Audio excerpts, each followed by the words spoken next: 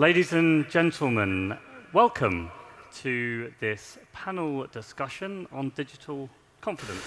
And we are finding more and more ways of collecting and using that data, whether it's governments or companies, or indeed my think tank, my research think tank that uses public, open data and personal data for research work. We increasingly understand the value that it can have for all of us. And yet as we share more, and yet as more is made public, I think we're also worrying more. I think we're worrying more about the possible misuses of that data.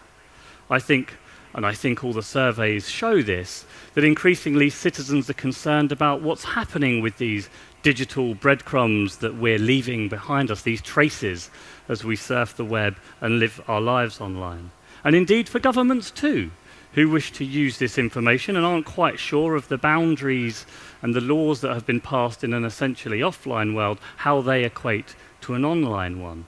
Much of this is exactly that. It's a skirmish, it's difficult, and it's taking place in a society where our laws, our institutions, our education system, our culture has developed in an offline world. And this is why I think the idea, the sort of emerging idea of digital confidence is so important. And actually exploit the opportunity that a digital and data-based economy can deliver. And it's important that we develop that on a basis of mutual benefit, that people understand what's in it for them. The reality is more and more data is being shared and is being used legitimately by businesses. At Telefonica ourselves, our world has moved from an analog world to a truly digital world. It's no longer about making calls and sending texts. And we're pioneering new services and trying to create new markets which are centered around data and more around mobile data. So we're looking for a contribution to what should this new model be that makes us a digitally confident society. And the key challenge is to get that regime right, one that respects citizens' rights to privacy while enabling the innovation that will lead to the creation of the next wave of internet applications for the 4G networks and beyond. Pioneer. The Information Commission's office in the UK is not about saying stop. It's about helping you to do things safely within the rules so that we get this balance between openness and privacy that leads to the confidence that is necessary for innovation. That's why the ICO in the UK has published an anonymization code to help entrepreneurs and innovators to deal with data, but in a way that doesn't trash everyone's privacy. That's why we're proud to be involved with Nigel's Open Data Institute. And later on in the autumn, we're going to be publishing advice to app developers to help them to develop products that don't trash everyone's privacy. So don't think that the boring man in the suit is just here to say, sorry mate, you can't do that, data protection. We're part of this exciting journey. And I think we've come a long way, but there's a lot more to happen. It needs to be a dialogue among these different groups to be able to figure out where the boundaries are between these and how best to use it. And that's why events like this are so valuable, because they help get all of the views and define what the boundaries are between what's useful, what's good, and what's not so good and should be discouraged. Business to continue to embrace and adapt to these changes. So first of these is around engaging the consumer, right? Don't try and guess what they want, don't try and trick information out of them, but give the consumer the explicit power to opt in to how that business uses their data, right? What they do with it, what analytics they run on it, but put the consumer in charge. Secondly, I think business needs to get better at showing how personal data can be used to provide better services for the consumer, improve society and the world that we live in. Thirdly, this whole notion of value exchange needs to be at the heart of businesses' thinking. I can upgrade a 4G network. I can spend £1 billion doing it, but so what? What am I doing that's affording the opportunity for citizens to engage in a way that extracts real value out of that investment? That's where digital confidence has got to be at the heart of a sustainable economic and social model. Like the New Deal for data, and you've talked about the need for a dialogue, and that includes businesses. What are the sorts of things that someone like Ronan needs to be aware of, that he practically should be doing to get involved into this dialogue and to transform the business? Well, Strange you should ask.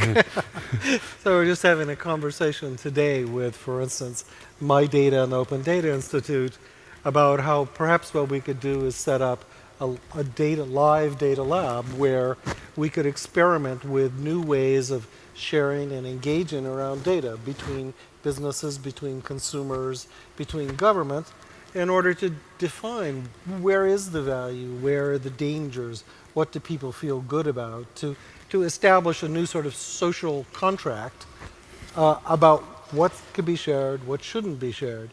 For Ronan, what that means is there's now rules of the road for how he can engage people, what he can do, and there's an education for the population, for the businesses, about where the value is with engaging with his corporation. For the government, it's a new way to behave more effectively, to engage with the citizens better. And for citizens, it opens up new possibilities where they've voted with their feet to say, this seems to be good, it feels good, we've looked around, nothing bad happened, some of the experts looked at it, doesn't seem dangerous, let's see if we can do this generally. But it's terribly important that we put the investment in to make sure that citizen confidence is retained on something like that, because if you're talking about health data, you're talking about the most sensitive personal information that exists. So if you rush ahead and brush aside people who are worried about this, concerned about this, then it stops the whole development in its tracks. And my worry is that the exciting innovators won't give enough thought to how you take the citizen with you. And I think that the government, for example, needs to work much harder at explaining what they're proposing, why they're doing it, in order to convince. Because you can't just slip this under the counter and hope that people won't notice. They will notice, and when they've noticed, if they don't trust you, if they don't have confidence, you're not going to be able to do all the exciting stuff that big data offers. So confidence is absolutely key, and treating citizens and consumers as adults, leveling with them, explaining, as Ronan said in relation to commercial services, what's the value exchange? What's the deal? If you treat consumers and citizens as grown up, they will see what's in it for them, and they will want to cooperate. If you try to slip this sort of thing under the counter, it won't work. In fact, worse than that, it'll set back the cause of every other big data development that you're trying to put forward. Nigel, how do we explain this to people? Because not everyone's as tech savvy as well, many of us up here. And they will read horror stories about what Google may or may not have done and how much data Facebook has, and there's a story about GCHQ now. And it's bad for everybody. It's the curate egg effect. Yeah. How do you explain this in a way that brings people along?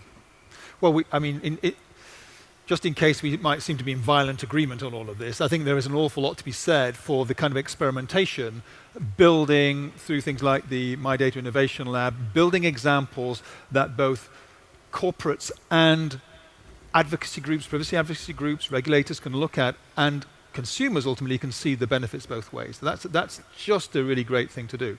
I also think we need really good examples from the world, and the world of open data is full of them, really good examples of data that might seem quite edgy, that is used very powerfully as a public good.